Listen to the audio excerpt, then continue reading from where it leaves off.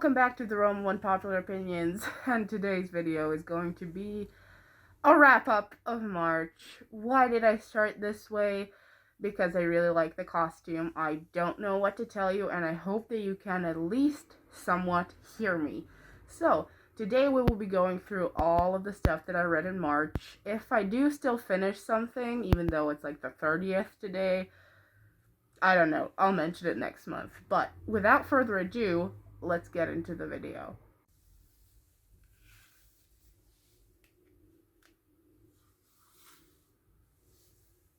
Much better, I guess, but a little fitting, and there's a reason why I did this. I didn't reread Vendetta again, but I did read The Killing Joke again, which is also Alan Moore, so I kind of felt it would be the good time to actually bring out this costume because I love this costume and I love this cape, or whatever you would call it, cloak.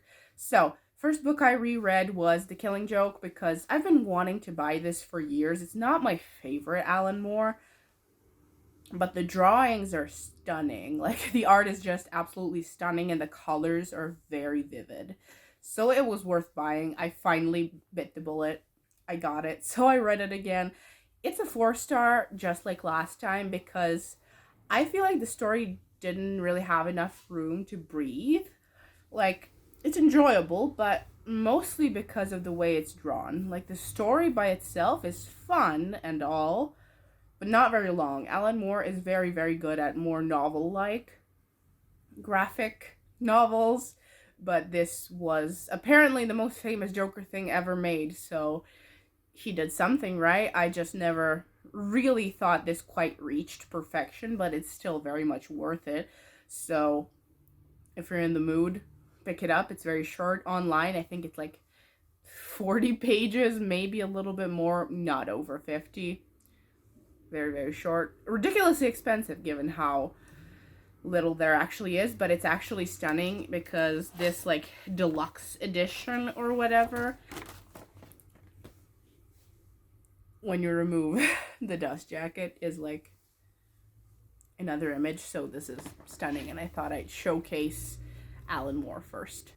Next up, as you can obviously see, we have Vampire Academy. I mentioned that already in February because that was a reread that I did with my best friend, and we were supposed to keep going, but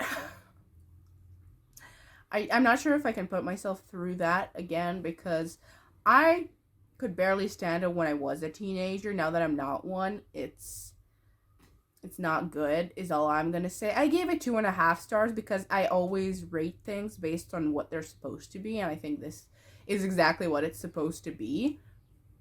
So I can't give it like 2 stars because it's not bad, but I did have a lot of issues with it in general. Like, I felt side characters were more well developed than the mains, and that sometimes happens in young adult romance, paranormal, or whatever. I'm not sure if we will keep reading this, but again, I'm not sure if I would recommend this to anyone. But the thing is that of all the vampire stuff that we were forced to put up with when we were younger, I think this is one of the better ones because the society and the way that the vampires work is actually fairly unique. So I do enjoy it. But what's funny to me is that they're all supposed to be Slavic, technically, because like Romanian and Russian or whatever. And Rose just keeps bitching about the fact that like these flat girls will never be as curvy as me and stuff like that. She is so obsessed with looks, which is just the first of many problems with her character, but that one was just very, very specific. Like, I mean, I'm American, Scottish. Her mother's Scottish, and her dad's, like, Arabic or something like that. So she's like, I am gorgeous and I have curves, so that made up for the majority of her dialogue. Next up, we have Naomi Novik, which we've already discovered is a bit of a sore subject for me, but this one was actually a bit better. I could stand this one more than Uprooted because, also, let's be fair about it, because I skipped a lot of the points of view. There's like 4, I think. and I only read one. For the first 150 pages, I was sort of like reading both because there wasn't that much going on.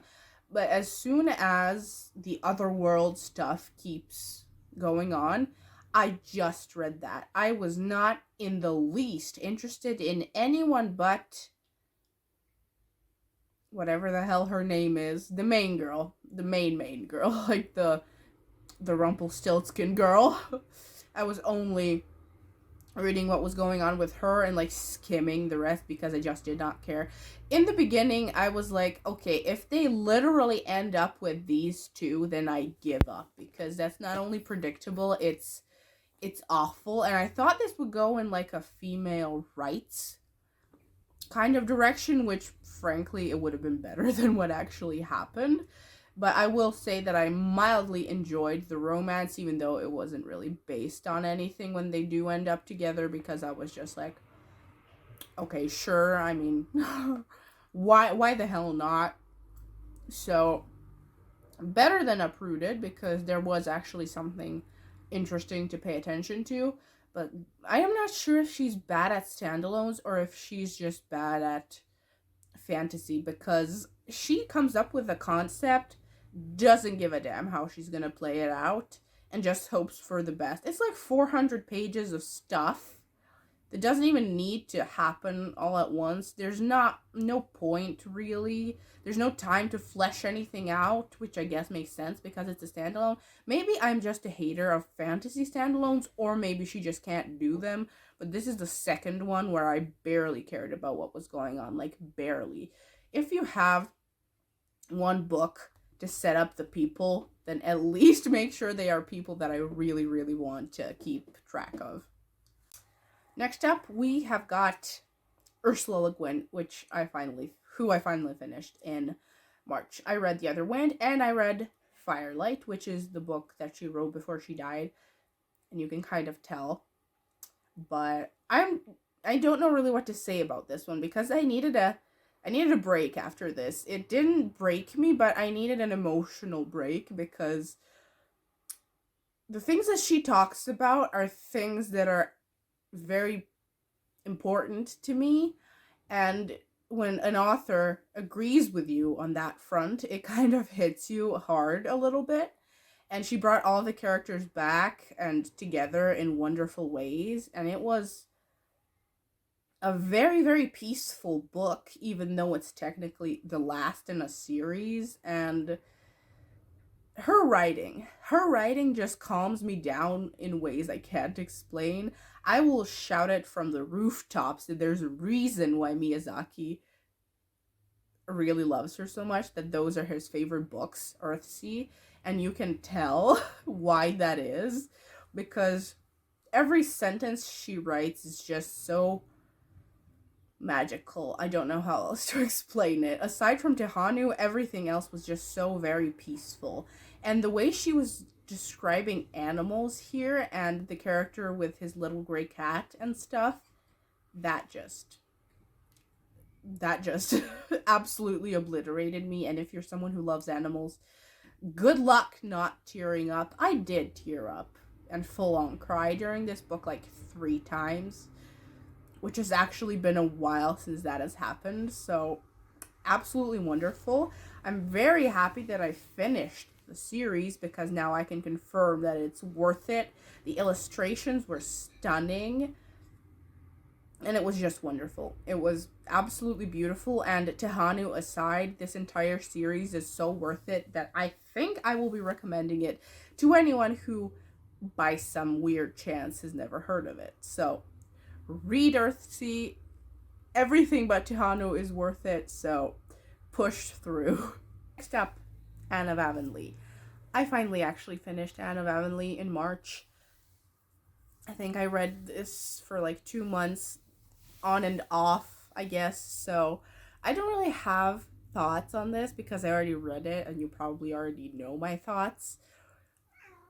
But at the same time, I already did the wrap up like last year, so wonderful book, wonderful sequel.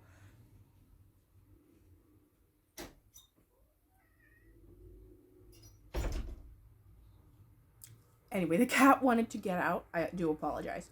So, Wonderful sequel, wonderful book, wonderful people. If you're single, though, this might make you feel a little bit depressed, as it did me, because when Anne is, like, talking at the end of the book, when Diana finds her fiancé, she's like, it's very nice to be happy for other people, but you're still alone and you feel like they're abandoning you.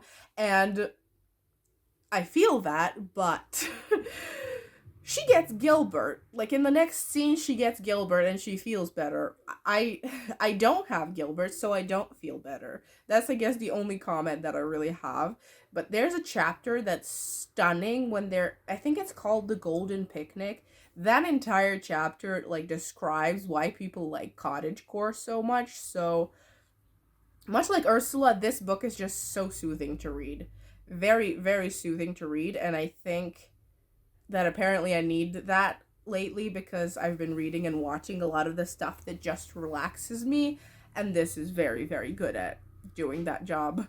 Next up is just some manga that I read this month. First, we have Uramichi and oniisan, or Life Lessons with Uramichi in English, I guess.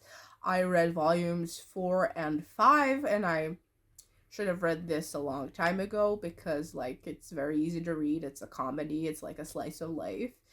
This anime is in my top 4 of all time, so I think it was kind of about time that I read it. And I know that apparently, like, the author is very slow at uploading, but you have like 20 more chapters to adapt. I need a season 2. I know they're not probably doing a season 2, but I need a season 2. This is such a comfort show for me and a comfort story in general because it's so... The humor is basically just dry adult humor, and that's very hard to miss, so I really, really enjoyed this. Next up is just a couple that I'm going to mention rapid fire because I feel like I need to run through them even though I never do. I read the Bugo Stray Dogs and Noragami latest chapters way back when they came out. I think it's 99 and 100. I'm not sure which one for which. I think 99 for Noragami and 100 for Bugo Stray Dogs. I also read Shoujo X 17. And I read Saga chapter 56, which was a mess because apparently those authors are a little bit sick in the head, which I did know, but I feel like they're pushing it lately because ever since they killed Marco and Prince Robot, they feel a bit aimless is all I'm saying. I know Hazel's the main character, but like still.